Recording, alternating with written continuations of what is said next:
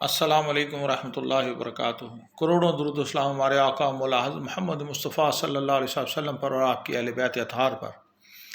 آج ربیع الاول مبارک کی بابرکت ساعتوں کے صدقے اور طفیل میں آج سے ایک ایسا سلسلہ شروع کرنا چاہ رہا ہوں جس میں طہارت کے مسائل اور نماز کی بنیادی مسائل کے اوپر آپ کی گوش گزار کرنا چاہتا ہوں، جس سے اگر ہم سے کوئی خطائیں ہو رہی ہیں ادا کرنے میں تو اس کو ہم احسن طریقے سے اچھے انداز سے ادا کر سکیں۔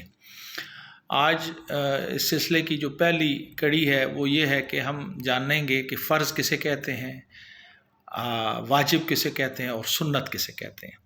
ہم فرض ادا کرتے ہیں نماز میں، تو کیا ہم جانتے ہیں کہ فرض کہتے کسے ہیں؟ تو یاد رکھیں، فرض اسے کہتے ہیں کہ جس کی قطعی طور پر نص قرآن سے ثابت ہو، اس کو فرض کہتے ہیں۔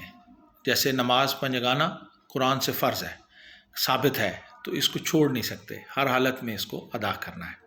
اور واجب اسے کہتے ہیں جس کی کنایتاً جو ہے وہ قرآن سے، اشارتاً قرآن سے ثابت ہو اور وضاحتاً حدیث ہو، حدیث سے ہم ثابت کیا جائے، اس کو ڈیفینیشن اس کی حدیث سے ثابت ہو، تو اس کو واجب کہا جاتا ہے۔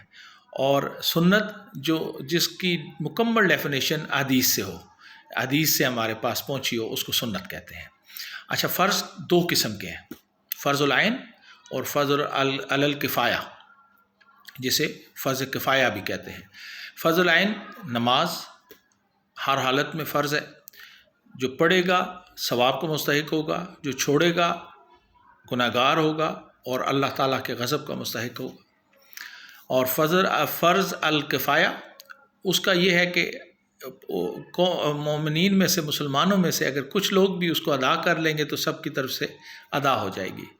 تو وہ سب کو لازم نہیں ہے کہ ہر ایک نے وہ ادا کرنی ہے، چند اس علاقے کے لوگ بھی اس میں شامل ہو گئے تو وہ سب کی طرف سے فرض علی الکفایہ ادا ہو جائے گا۔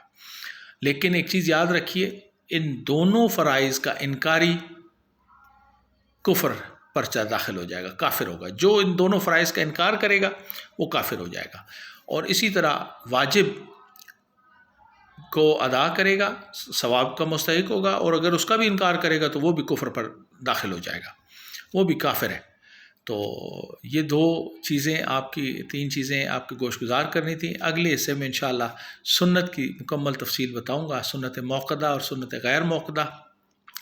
جڑے رہیے، میری ویڈیوز کو خصوصاً نگاہ میں رکھیے، کیونکہ بہت ہی قیمتی معلومات انشاءاللہ آپ کے گوش گزار کروں گا، جس سے آپ کو بھی فائدہ ہوگا، اور آپ یہ باتیں اگر اپنے اولاد کو بھی سکھائیں گے تو وہ آپ کے لیے بھی صدقہ جاریہ بن جائیں گے۔ اللہ تعالیٰ ہم سب کو دین اسلام کی سمجھ عطا فرمائے اور دین اسلام کی تعلیمات پر عمل کرنے کی توفیق عطا فرمائے۔ السلام علیکم ورحمۃ اللہ وبرکاتہ۔